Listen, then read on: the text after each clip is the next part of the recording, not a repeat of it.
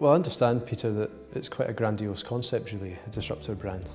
And I think in other sectors, new launches at our scale would naturally be seen as a disruptor. Effectively, we view ourselves as a disruptor both in terms of culture and in terms of the client proposition.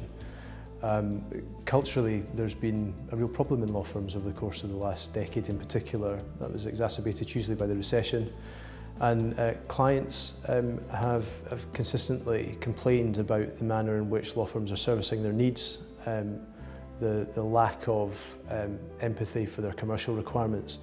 So we've set ourselves up to meet those goals. As a disruptor to those who are not. We try to provide the most positive culture of staff engagement, a fun place to work at, an entrepreneurial driven place to work at.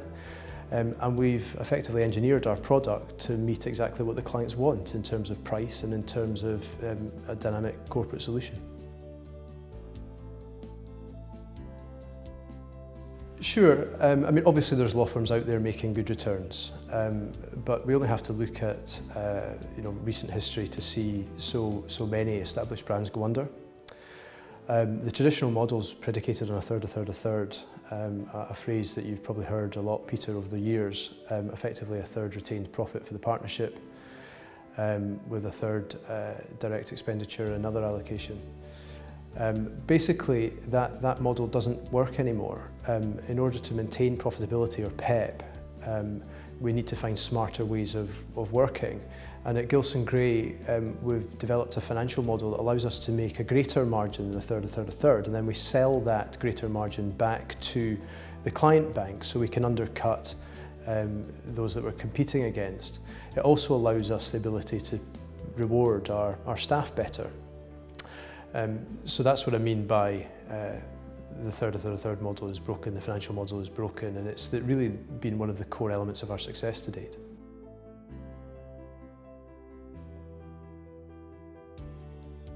The main driver behind the firm was to create a cultural environment that was the best place to work at in Scottish law. A lofty ambition, you might say, but these things are actually quite easily developed if you have the correct logistics in place. So the way in which we go about business planning engages every single human being in the business. Our appraisal systems, our questionnaires with staff, our induction processes, our recruitment processes, just generally the way in which we solicit input from the human beings within our business, how we reward them, it's all structured towards them being part of the picture, being able to inform the direction of their own career and the business that they work within.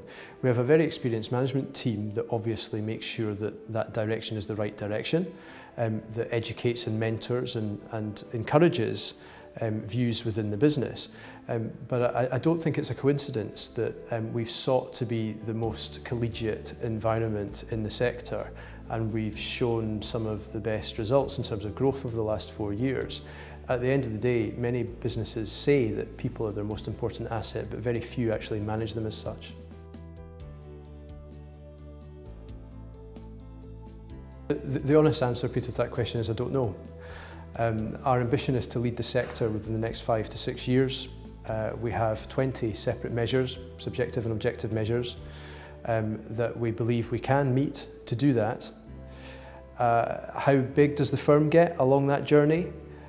Certainly we won't dilute the DNA of the business.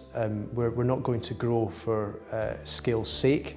I don't think that's sensible in terms of financial margin. I don't think it's what the consumer needs. I don't think it's the best way to maintain the cultural strength of the business. Yes, I do see significant growth in our future, further significant growth, but the honest answer is I don't know where we top out. It depends on the quality of the personnel available in the market.